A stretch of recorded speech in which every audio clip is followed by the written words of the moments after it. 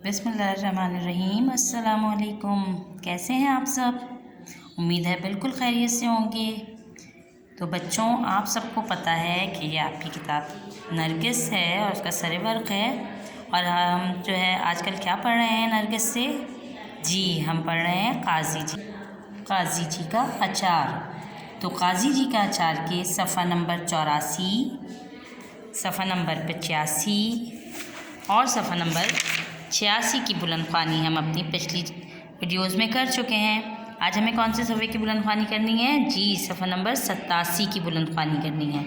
लेकिन सफ़ा नंबर 86 पे हमने 2 लाइनें जो आखिर की रह गई थी, पहले हम उसकी बुलंद ख़्वानी करेंगे और फिर हम सफ़ा नंबर 87 की बुलंद ख़्वानी करेंगे। ठीक है? मुझे उम्मीद है कि आप सबको सबक पढ़कर बहुत मज़ा आ रहा होगा, क्योंकि इसमें कुछ नया है। क्या नया है कि इससे पहले हमने कभी सोचा भी नहीं था कि भाई अचार कैसे बनता है या अचार में क्या क्या चीज़ें डलती हैं, और आज हम अपनी किताब में सबक की वजह से ये सब जान पा रहे हैं। तो आइए बुलंद ख़्वानी का आगाज़ करते हैं। अपनी अपनी किताबें निकालिए और पेंसिल अपने हाथ में रखिएगा। अपनी किताब का सफ़ा नंबर 86 निकालिए। शाबाश जी। तो मैं पढ़ना शुरू करती हूँ यहाँ से, ठीक है। काजी साहब ने मेथी के बीज तो साबित रहने दिए और बाकी मसाले यानी राई, कलौंजी, सौंफ। अब आप लोग सब सफ़ा नंबर 87 पे आ जाइए। शाबाश।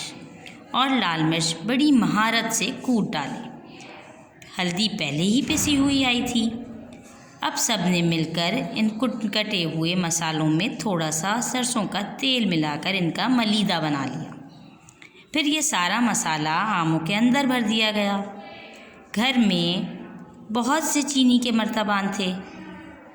अब ये सारे मसाले भरे आम मर्तबानों के अंदर भरकर धूप में रख दिए गए और मर्तबान के मुंह पर कपड़ा बांध दिया गया।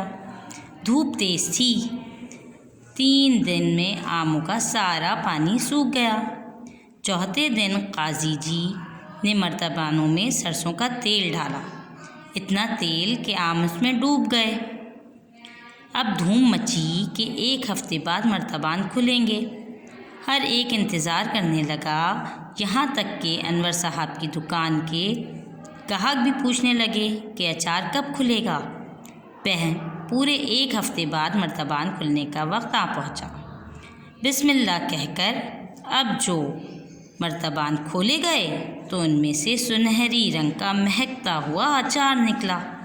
वो देखने में ही इतना अच्छा था कि अनवर साहब ने ऐलान कर दिया, बस साहब, ये अचार किसी दुकान में नहीं रखा जाएगा, ये सब मेरा होगा।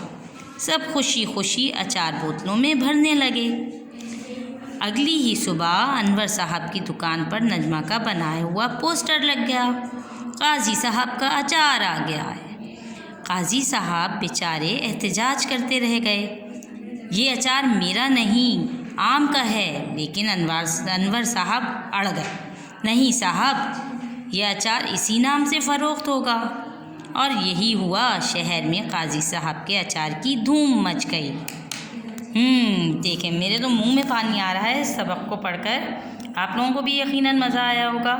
चलें, अब मैं आपको इसके नए अल्फाज बताती हूँ। ये इस पैराग्राफ के जो हमने आज सफ़ा पढ़ा है उसके नए अल्फाज हैं। आप लोग भी ख़त कशीदा कर लीजिए। महारत,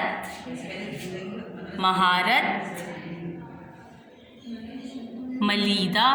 मलीदा होता है रोटी को चूर के बनाया जाता है, तो उसका बनता है मलीदा, या किसी भी चीज़ का, रोटी का वैसे ज़्यादा हमने सुना है नाम, लेकिन बस जब बहुत सारी चीज़ों को मिक्स किया जाता है, एक आपस में मिलाया जाता है, तो वो मलीदा कहलाता है। मर्तबान बड़ी बड़ी बोतलें होती हैं, आपने देखी होंगी कि उसमें जो है अचार वालों की दुकान पे अचार रखा हुआ होता है। तेज़,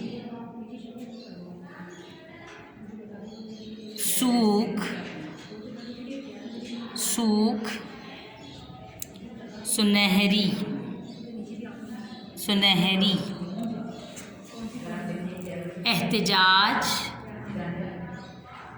एहतजाज, धूम, आप लोगों ने ये सारे अल्फाज ख़त कशीदा कर लिए हैं। आइए अब देखते हैं कि आपको इसमें से वर्कशीट में से अपनी काम क्या करना है। आपको करना है सवाल नंबर 6 उर्दू की दरसी किताब नरगिस का। इसमें लिखा हुआ है सफ़ा नंबर 87, लेकिन सफ़ा नंबर 87 पे नहीं बल्कि आपको अपना तमाम जो पूरा 3 से 8 सफ़े का सबक है उसको पूरा पढ़ना है। सही है, तो आप इस सवाल को सही कर लें कि उर्दू की दरसी किताब नरगिस का सबक काजी जी का अचार पढ़ें और उसमें से 12 सिफ़ात चुनकर तहरीर कीजिए। ठीक है, सबक काजी जी का अचार पढ़कर पूरे सबक में से 12 सिफ़ात चुनकर इन लाइनों में आपको लिखनी है। सही है, और अपना काम मुकम्मल करना है बहुत सफाई से। ये देख लिया आपने। आप मुझे उम्मीद है कि आप सबने सवाल को सही कर लिया होगा कि उर्दू की दरसी किताब नरगिस से सबक काजी जी का अचार पढ़कर उसमें से 12 सिफ़ात तहरीर कीजिए। ठीक है, आज हमारा ये सबक ख़त्म हो चुका है। तो बहुत ख्याल रखिएगा। अल्लाह हाफ़िज़।